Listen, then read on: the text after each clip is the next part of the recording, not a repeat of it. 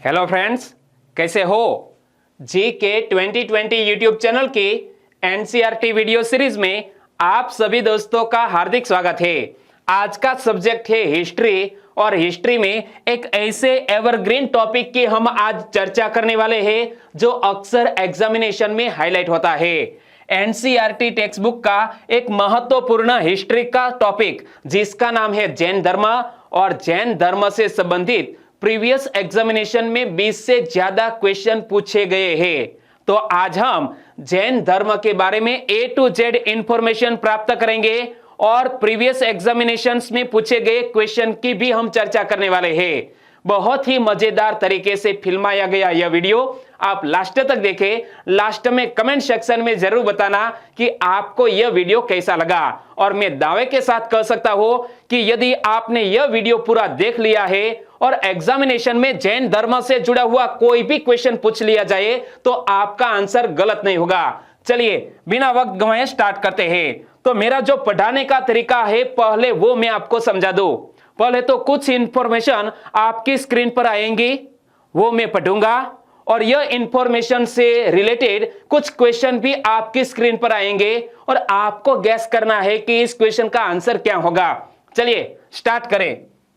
जैन परंपरा के अनुसार उनके धर्म में 24 तीर्थकर हुए हैं, जिनमें ऋषभदेव प्रथम तीर्थकर, पार्श्वनाथ 23वें तीर्थकर और जैन धर्म के 24वें तीर्थकर कौन? महावीर स्वामी थे।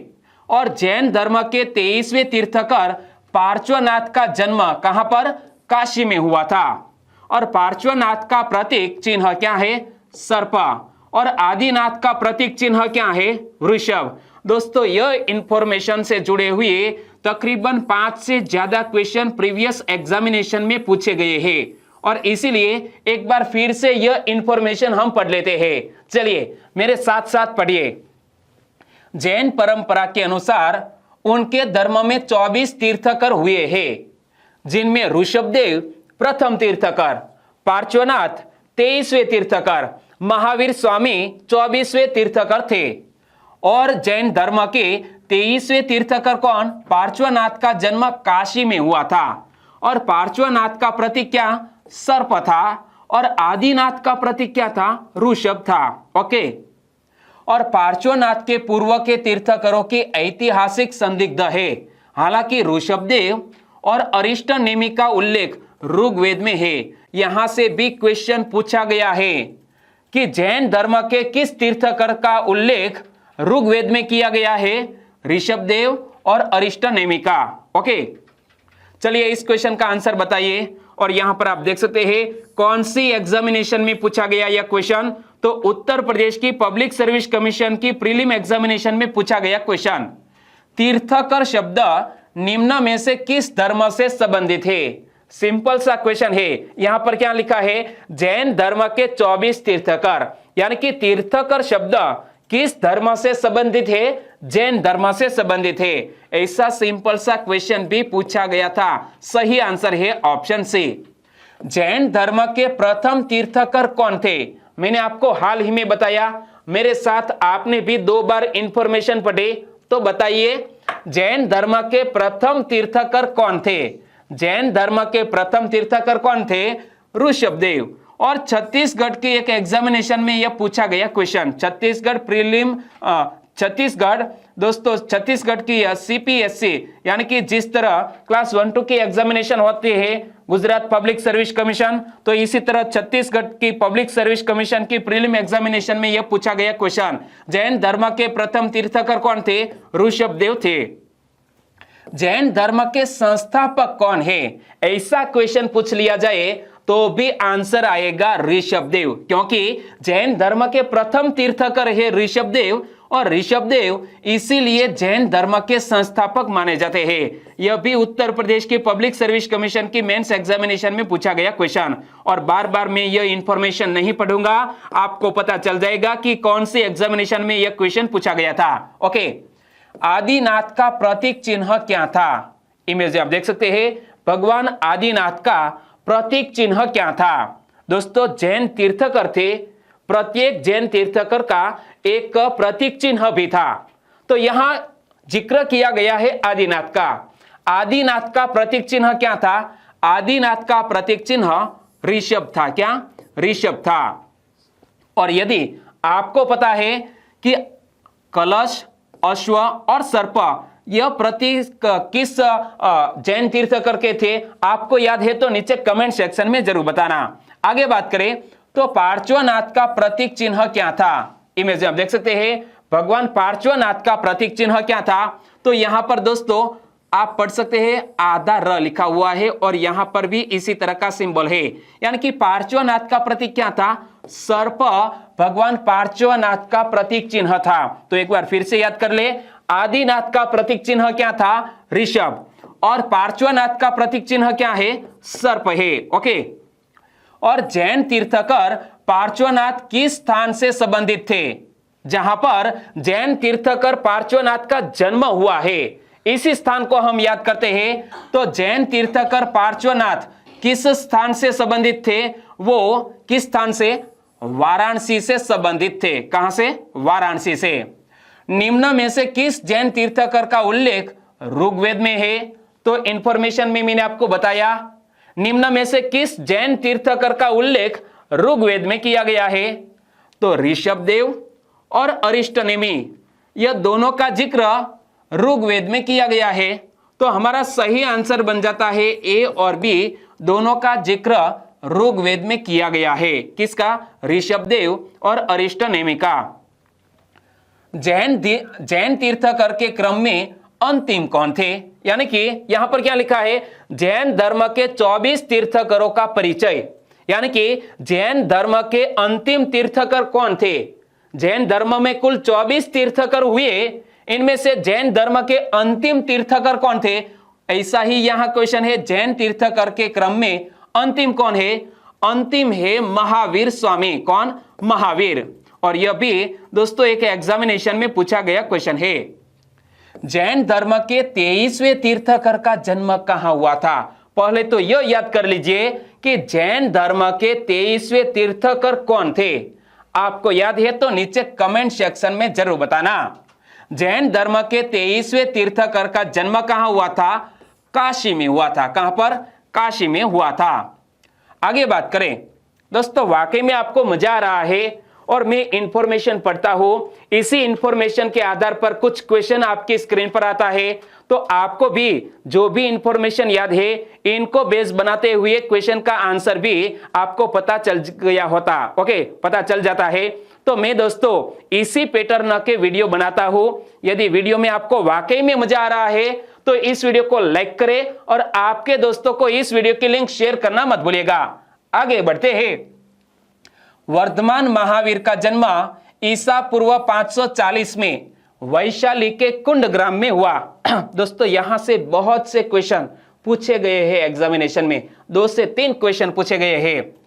वर्धमान महावीर का जन्म कब हुआ था? ईसा पूर्व 540 में। कहां हुआ था? वैशाली के पास कुंड ग्राम में जन्म हुआ था। और महावीर स्वामी जैन धर्म के 24वें तीर्थकर थे। उनके पिता सिद्धार्थ क्षत्रिय कुल के प्रधान थे। तो माता त्रिशला लिच्छवी नरेश चेटक की बहन थी। यहां से भी दोस्तों क्वेश्चन पूछा जा सकता है। यह महावीर स्वामी की फैमिली इंफॉर्मेशन है। एक तो जन्म कब हुआ है? ईसा पूर्व 540। कहां पर जन्म हुआ है? वैशाली के समीप कुंड ग्राम में। पिता का नाम क्या है? सिद्धार्थ। माता का नाम क्या है? त्रिशला। और यह त्रिशला कौन है? लिच्छवी नरेश चेटक की बहन थी। क्या? लिच्छवी नरेश चेटक की बहन थी माता त्रिशला। और महावीर ने 30 वर्ष की अवस्था में गृह त्याग कर दिया तथा 12 वर्षों की कठिन तपस्या के बाद जुम्बिक ग्राम के समीप उन्हें केवल्य की प्राप्ति हुई। क्या? महावीर स्वामी ने 30 साल की उम्र में गृह त्याग कर दिया था और 12 वर्षों की कठिन तपस्या के बाद जुम्बिक ग्राम के समीप रुजुपाली का एक नदी थी। यह नदी के तट पर हमारे महावीर स्वामी को केवल्य यानी कि संपूर्ण ज्ञान की प्राप्ति हुई। संपूर्ण ज्ञान का मतलब क्या होता है जैन धर्म में? केवल्य। तो महावीर स्वामी को रुजुपालिका नदी के तट पर ज्ञान प्राप्त हुआ था। और यहां नदी का नाम भी याद रख लीजिए, किस नदी के तट पर? रुजुपालिका नदी के तट पर महावीर स्वामी को ज्ञान प्राप्त हुआ था। और बौद्ध साहित्य में महावीर को निगंठ नाथपुत्त कहा गया है। बौद्ध साहित्य में भी महावीर स्वामी का उल्लेख किया गया है और महावीर स्वामी को बौद्ध साहित्य में निगंठ या नाथपुत्त कहा गया है।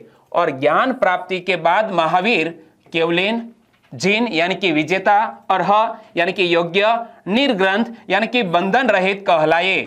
और भगवान महावीर का चिन्ह क्या है? शेर। जिस तरह हमने याद रखा कि आदिनाथ का प्रतीक चिन्ह क्या है? आदिनाथ का प्रतीक चिन्ह क्या है? ऋषभ। ओके, तो इसी तरह भगवान महावीर का प्रतीक चिन्ह क्या है? शेर है। तो बताइए दोस्तों, महावीर स्वामी का जन्म कहां हुआ था? 3 एग्जामिनेशन में पूछा गया क्वेश्चन। क्या? 3 एग्जामिनेशन में पूछा गया यह सिंपल सा क्वेश्चन, महावीर स्वामी का जन्म कहां हुआ था? ओके, कहां पर? पावापुरी में। गलत। मैंने क्या बताया आपको? कुंडग्राम में महावीर स्वामी जी का जन्म हुआ है। कहां पर? कुंडग्राम में। और जैन धर्म में पूर्ण ज्ञान के लिए क्या शब्द है? तो मैंने आपको हाल ही में बताया, जैन धर्म में पूर्ण ज्ञान के लिए क्या शब्द प्रयोग किया जाता है? केवल्य। यानी कि हमारे महावीर स्वामी जी को 12 साल की कठिन तपस्या के बाद केवल्य की प्राप्ति हुई, यानी कि पूर्ण ज्ञान की प्राप्ति हुई महावीर स्वामी को। कितने साल तपस्या की थी? 12 साल तपस्या की थी। कितने साल की आयु में उन्होंने गृह त्याग कर दिया था? 30 साल की आयु में। भगवान महावीर का चिन्ह क्या है? बताइए, भगवान महावीर का चिन्ह क्या है? भगवान महावीर का चिन्ह है शेर। और यदि आपको याद है कि कलश, ऋषभ और सर्प किस जैन धर्म के तीर्थकर का चिन्ह है, प्रतीक चिन्ह, तो नीचे कमेंट सेक्शन में बता सकते हैं। मैंने ऋषभ का भी जिक्र कर दिया है, सर्प का भी जिक्र कर दिया है, और अब बाकी रह गया है कलश। कलश किस जैन तीर्थकर का प्रतीक चिन्ह था? ओके, आगे हम बात करने वाले हैं। कितने वर्ष की उम्र में तीर्थकर महावीर ने दीक्षा ली थी? यानी कि कितने साल की आयु में महावीर स्वामी ने गृह त्याग कर दिया था? 30 साल की उम्र में। यानी कि इस क्वेश्चन का सही आंसर है ऑप्शन डी। और जैन धर्म के 24वें तीर्थकर महावीर स्वामी का जन्म कब हुआ?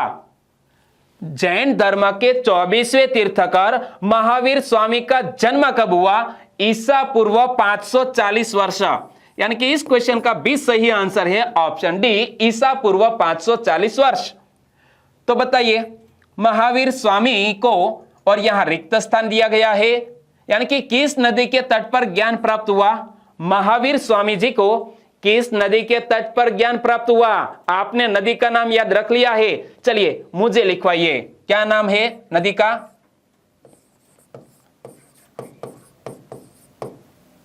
रुजुपालिका। रुजुपालिका नदी के तट पर महावीर स्वामी को ज्ञान प्राप्त हुआ। महावीर स्वामी के कितने नाम थे? ऐसा क्वेश्चन एग्जामिनेशन में पूछ लिया जाए तो महावीर स्वामी के 5 नाम थे। कितने? 5 नाम। एक था वीर, दूसरा था अतिवीर, तीसरा था महावीर, चौथा था सन्मति और 5वां था वर्धमान। फिर से एक बार पढ़ लेते हैं। महावीर स्वामी के कितने नाम थे? 5। वीर, अतिवीर, महावीर, सन्मति, वर्धमान। और जैन धर्म कर्मवाद पर आधारित था तथा कठिन तप पर विश्वास करता था। क्या? जैन धर्म कर्मवाद पर आधारित था तथा कठिन तप पर विश्वास करता था। और जैन धर्म के आचरांग सूत्र में महावीर के कठिन तप का वर्णन किया गया है। यहां से भी क्वेश्चन निकल सकता है कि आचरांग सूत्र किस धर्म का एक पवित्र पुस्तक है? तो आचरांग सूत्र नामक ग्रंथ जैन धर्म का एक पवित्र ग्रंथ है जिसमें महावीर जी के कठिन तप का वर्णन किया गया है। और जैन धर्म के 5 व्रत है। एक व्रत है अहिंसा। अहिंसा का मतलब है हिंसा न करना। क्या? हिंसा न करना। दूसरा शब्द है अमृषा, यानी कि जैन धर्म का 5 व्रत जिसमें पहला व्रत अहिंसा, जिसका मतलब है अहिंसा न करना। दूसरा व्रत है अमृषा। अमृषा का अर्थ होता है झूठ न बोलना। अचौर्य, अचौर्य, चोरी न करना, यह तीसरा व्रत। चौथा व्रत है अपरिग्रह, यानी कि संपत्ति अर्जित नहीं करना, अपरिग्रह। और पांचवा व्रत है ब्रह्मचर्य, इंद्रिय निग्रह करना। एक बार फिर से पढ़ लेते हैं। जैन धर्म के 5 व्रत है। अहिंसा मतलब हिंसा न करना, दूसरा अमृषा मतलब झूठ न बोलना, तीसरा अचौर्य चोरी न करना, चौथा अपरिग्रह यानी कि संपत्ति अर्जित नहीं करना, और पांचवा है ब्रह्मचर्य यानी कि इंद्रिय निग्रह करना। यह जैन धर्म के 5 व्रत। और शुरुआत के 4 व्रत पार्श्वनाथ के समय से ही चले आ रहे थे। क्या? यह जैन धर्म में पहले 4 व्रत पार्श्वनाथ के समय से ही चले आ रहे थे। कौन से 4 व्रत? अहिंसा, अमृषा, अचौर्य, अपरिग्रह। यह 4 व्रत पहले से ही चले आ रहे थे, लेकिन 5वां व्रत महावीर स्वामी जी ने जोड़ा। कौन सा 5वां व्रत? ब्रह्मचर्य व्रत जोड़ा है महावीर स्वामी जी ने। यहां पर पढ़ सकते हैं जैन धर्म के 5 मूलभूत सिद्धांत यानी कि 5 महाव्रत है। बताइए इस क्वेश्चन का आंसर। जैन धर्म में किस सिद्धांत पर सबसे अधिक बल दिया गया है? जैन धर्म में किस सिद्धांत पर सबसे अधिक बल दिया गया है? तो यहां हमने 5 व्रत के नाम पढ़े। इनमें सबसे पहले कौन सा आया? अहिंसा। तो जैन धर्म में अहिंसा सिद्धांत पर सबसे अधिक बल दिया गया है। और महावीर स्वामी ने 5वां कौन सा क्रम पंच महाव्रत में जोड़ा? तो 4 व्रत किसने जोड़े थे? मैंने आपको बताया 4 व्रत जोड़े थे, शुरुआती 4 व्रत जोड़े थे पार्श्वनाथ के समय में, और 5वां व्रत जोड़ा है हमारे महावीर स्वामी जी ने, जिसका नाम क्या है? ब्रह्मचर्य। ओके, तो यहां 5 व्रतों के नाम आपने याद रख लिए। पहला अहिंसा यानी कि हिंसा न करना, अमृषा मतलब झूठ न बोलना, अचौर्य मतलब चोरी नहीं करना, अपरिग्रह यानी कि संपत्ति अर्जित नहीं करना, और ब्रह्मचर्य। ब्रह्मचर्य का मीनिंग क्या होता है? तो इंद्रिय निग्रह करना। क्लियर? ओके, आगे बात करें। जैन भिक्षुओं के लिए 5 महाव्रत तथा गृहस्थों के लिए 5 अणुव्रत की व्यवस्था है। क्या? यहां जैन भिक्षुओं के लिए 5 महाव्रत तथा गृहस्थों के लिए 5 अणुव्रत की व्यवस्था है। जैन धर्म में देवताओं का अस्तित्व स्वीकार किया गया है, किंतु उनका स्थान जिन से नीचे रखा गया है। क्या? जैन धर्म में देवताओं का अस्तित्व स्वीकार किया गया है, किंतु उनका स्थान है वो जिन से नीचे रखा गया है। बताइए, अणुव्रत सिद्धांत का प्रतिपादन किया था किसने?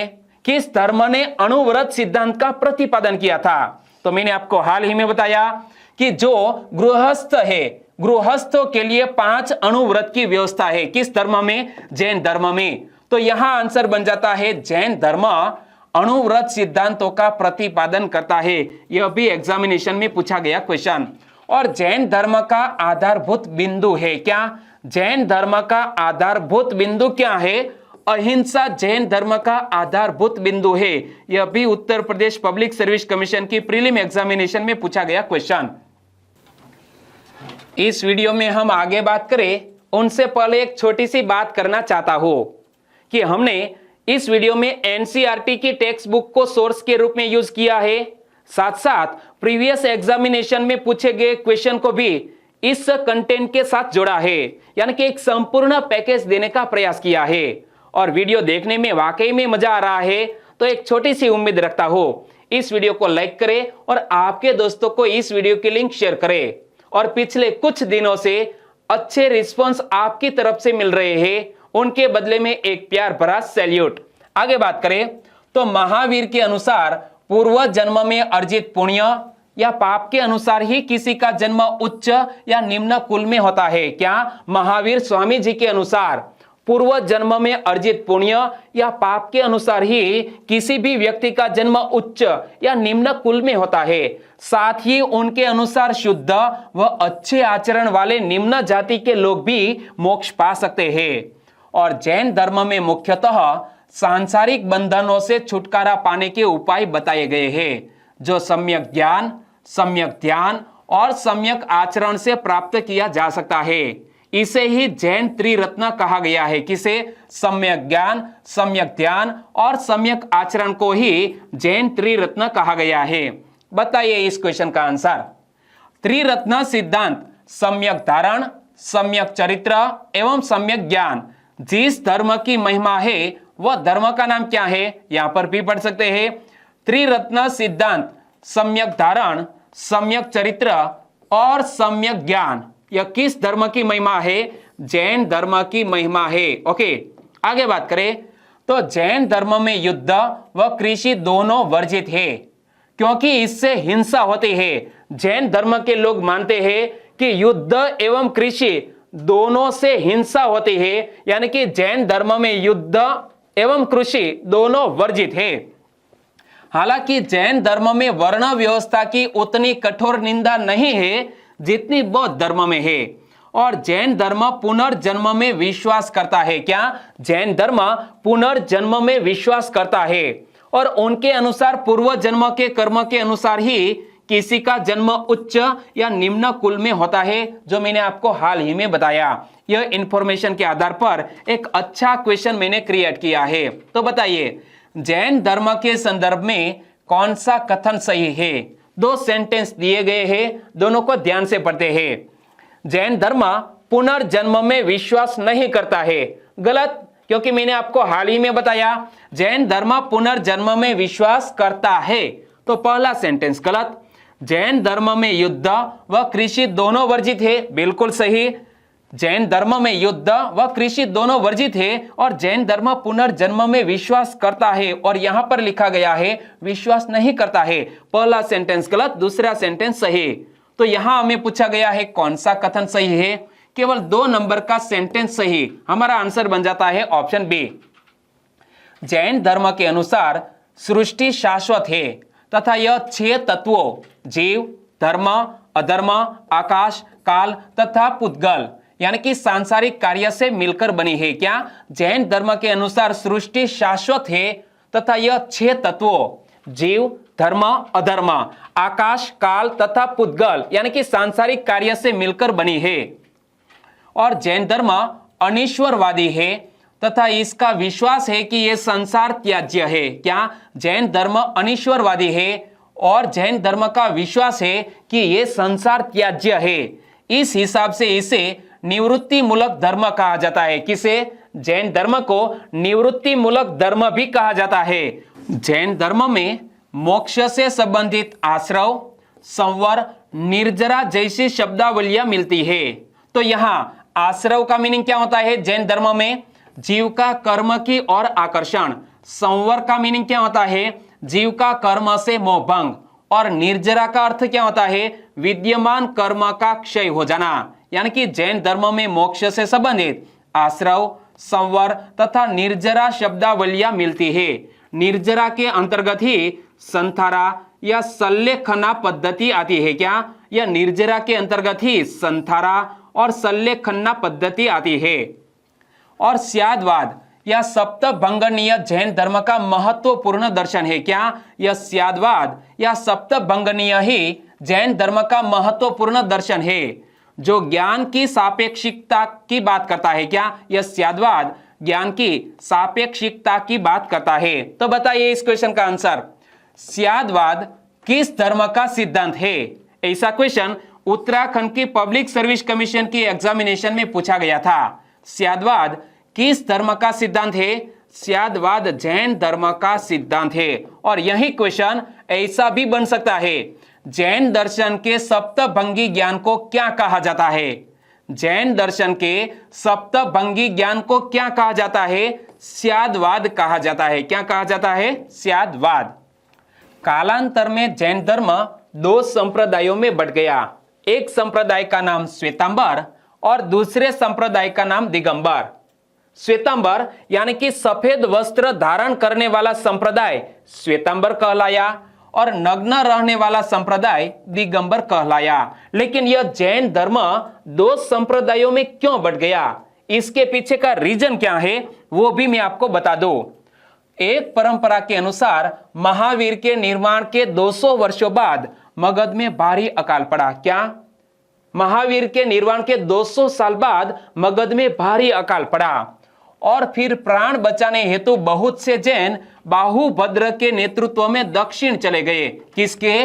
बाहुभद्र के नेतृत्व में बहुत से जैन दक्षिण चले गए और ये दक्षिणी जैन दिगंबर कहलाए, तथा जो स्थूल भद्र के नेतृत्व में मगध में ही रह गए यह जैन श्वेतांबर कहलाए। तो याद रखो, स्थूल भद्र के नेतृत्व में मगध में ही रह गए यह जैन श्वेतांबर कहलाए, और बाहुभद्र के साथ दक्षिण चले गए यह दक्षिणी जैन दिगंबर कहलाए। क्लियर? ओके। तो बताइए इस क्वेश्चन का आंसर।